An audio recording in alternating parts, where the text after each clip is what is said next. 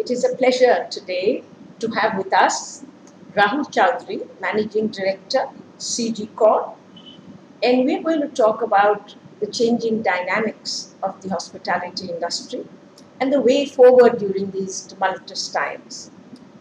Rahul, as we all know, has a very overarching perspective because he has a large number of properties spread in many parts of the world, and starting from the Middle East, India, Philippines, and so on. Uh, I would like to ask you to share with us how the perspectives change, from regions and the commonalities of the problems that we all face in the hospitality world uh, in these COVID times. Thank you so much for having me. It's always a pleasure speaking to you.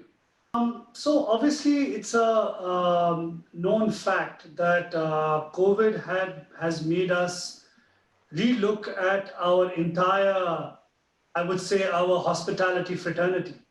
Whether it's from operations point of view, whether it's from investment point of view, whether it's from asset management point of view, everything.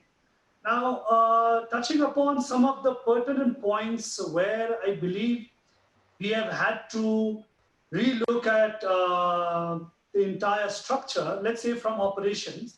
I think, I mean, first of all, I want to make it absolutely clear that to me, COVID is a huge opportunity.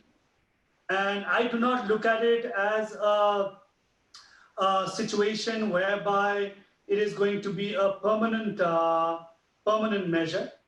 I think it is going to take a little more time, definitely. But just turning on to, let's say, operations. I mean, we have had to relook at our entire cost structures because we all are working towards survival. And if you have to survive, your costs are going to be most important because revenues are limited at the moment. So what we have done is that we are working on a business model whereby looking at all the costs from a variable perspective, even the payroll. As you know, that payroll is supposed to be the biggest cost in our operating entity.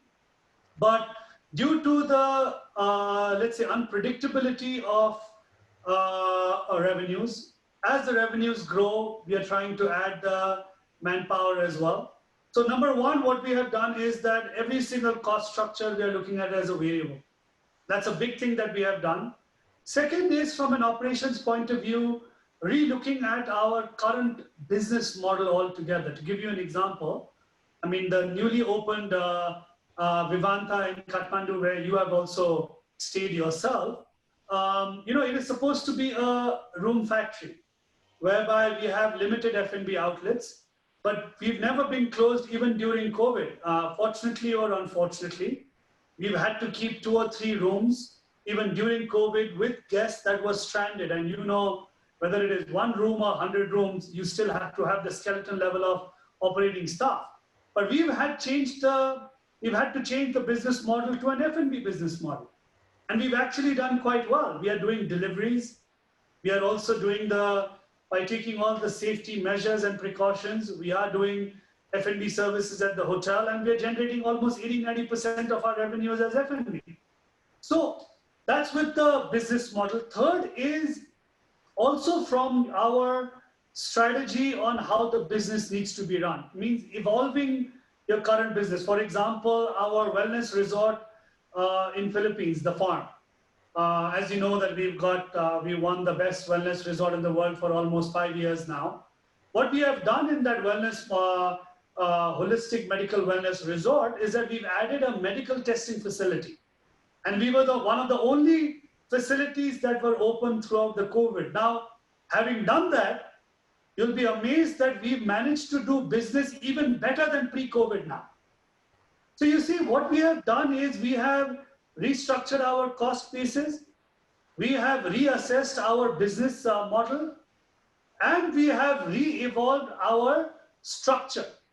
And what is our product offering? That is from I would say from an operations point of view now, when you say, is this going to stay on for a long period of time? I mean, it's anyone's guess. but we are obviously preparing ourselves for the long run. But we are hopeful that we will not have to stay with this for the long run. But even if it does, I don't think it really matters because we are already adapting to the new normal, as they say it, you know. Right, right. Uh, what trends, Rahul, are going to dominate the industry in the post-COVID era, keeping all these tumultuous changes in mind? You see, I mean, like I said, that different aspects are going to play in terms of, all, by the way, most of our hotels are open. And although they may be open in different ways, meaning that some the entire inventory is not open, some you don't have F&B outlets opening, some you are re-evolving your business model altogether. I think the future is, if you really ask me, you know, yesterday I was talking to another gentleman in the media fraternity, and he asked me a question that what are the changes that you think you will need to make for the future? And I said nothing. I don't think we need to make any changes at all from the hospitality perspective. I think we already are, from a product perspective, from a service perspective, from a cost perspective. I mean, I think we are already well geared to be for the future itself. That's how our hospitality business is planned from a long-term perspective. But I think obviously the safety norms that one is trying to adopt right now is taking the forefront. I mean, it doesn't hurt to keep that on even after COVID itself. But I don't think much changes will need to be made in the future itself. For right now, in the short run, all these changes that I mentioned will be adopted. But the success of any hotel company and brand in the future is going to be able to maintain and sustain what changes you are making right now in terms of the cost structures, in terms of the business remodeling, in terms of adding new avenues of revenue to your current businesses. And I think the good thing is that, you know, we are a very resilient fraternity, hospitality, and I think operators, your investors, owners, vendors, all have come together so well in order to make compromises and try to find a way to keep this business going, because I don't think one party can survive without the other. Right, very good. I understand, Rahul, as a matter of fact, you're looking at growth. Absolutely. Growth is going to continue being in the forefront of CG. As you know that just in March of this year, we made two key and major acquisitions of the two Fairmont hotels in Kenya. We bought the Norfolk Fairmont, which is a historical, brilliant asset in Nairobi. And we bought the Fairmont Mara Club in Masai Mara. We bought both of these from Kingdom Holding, which is promoted by Prince Alwali. But you know, at that point in time, people were raising their brows and they kept asking me, here the whole world is going through a crisis and Rahul and CG are looking at buying assets. What is going on? But you know, as I mentioned to you, Kamalji, that I look at COVID as an opportunity. Okay, and if you see our growth and our structure in hospitality, how we have taken from one hotel in 1999 to 135 hotels today in 2 decades, we've done it purely on the basis of distressed investments and distressed acquisitions.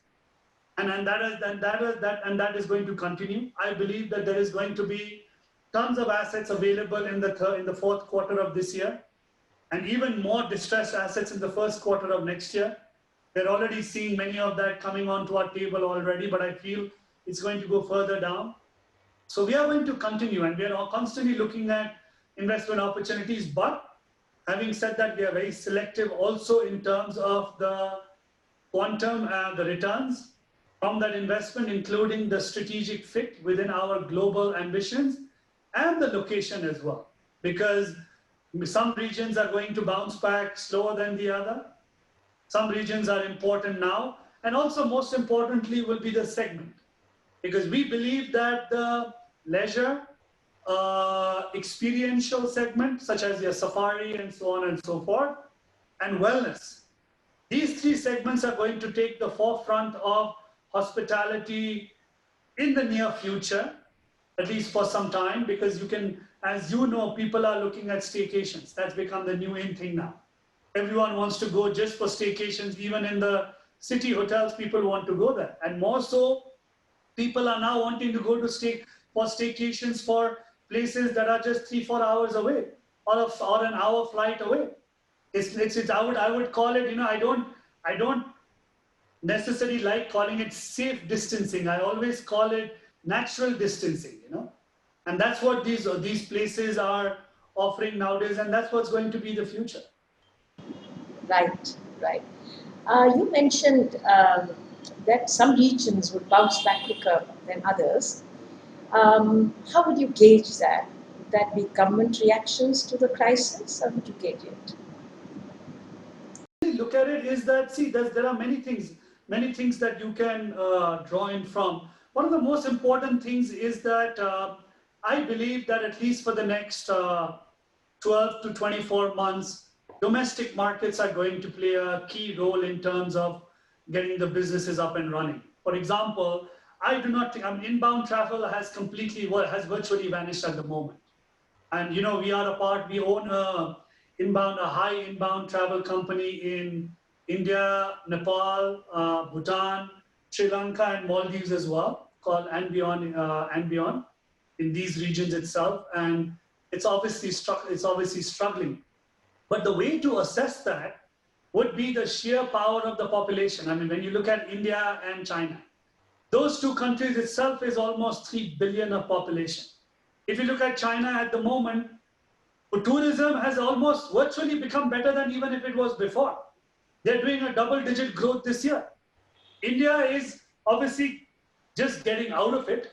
India is working on that path, but the good part is that India has a huge domestic market. Now, one can debate that which segment, how much of that market is actually traveling, but the fact is that there is a market.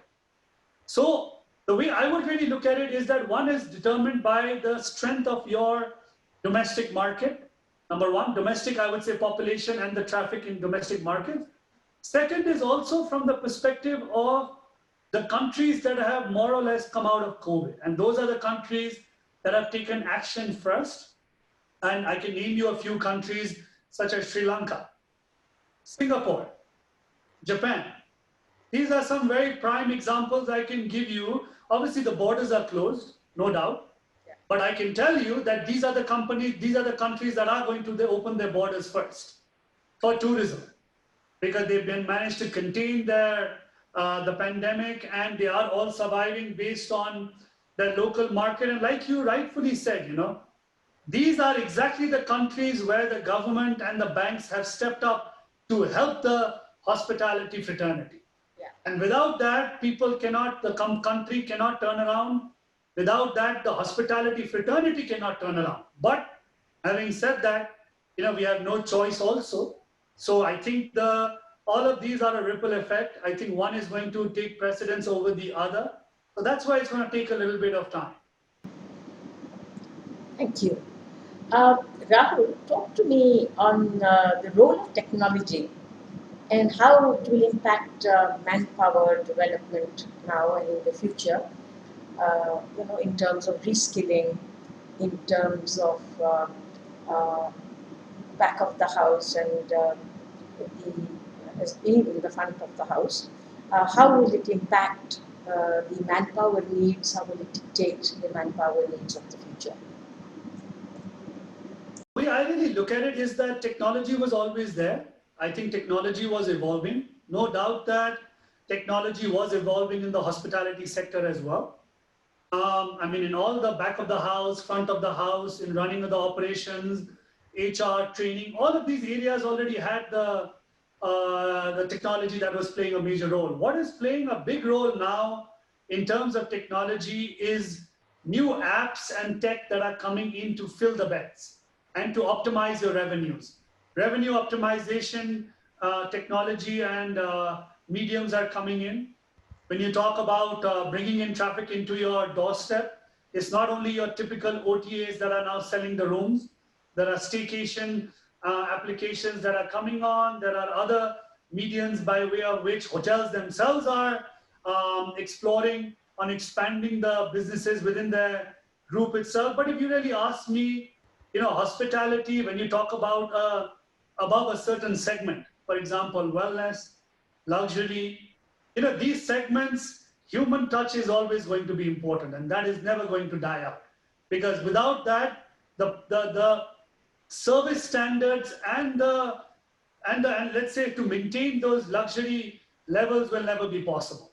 So while technology will be there to let's say make things more efficient, to optimize your operations from a cost rationalization perspective and revenue optimization perspective, but that will more be towards the core operations. But where service is required with a smile and with a one-to-one interaction, those areas are never going to change. Right. So as you see it, technology has come almost 5 years before it would normally otherwise have come forward. Um, you feel that this quickness of technology would have immediate absorption by the skill requirements of hotels and other areas of manpower. Absolutely. Like I mentioned that, the good thing what has happened come out of COVID is more so from HR as well as training and I would say multitasking.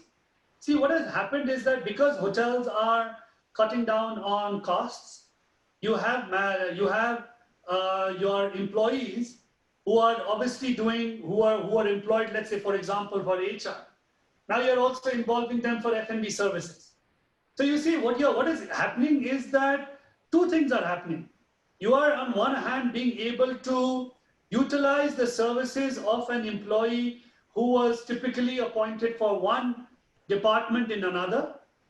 This also helps in the growth of that employee itself from being able to be trained in multiple different departments within the hotel itself, whereby also increasing the potential of that employee to grow in the career in the future. Because keep in mind that although CG took a very conscious decision on ethics and morally, I would say, to not fire anyone, yes, we have taken decisions in terms of furloughs as well as, let's say, reduction in costs, and everyone has been quite understanding and sympathetic about the situation.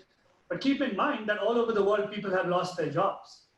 And when people have lost their jobs, in a typical scenario, they would have probably only focused on one certain department, but now they have the opportunity to look at different departments within the hotel itself, right?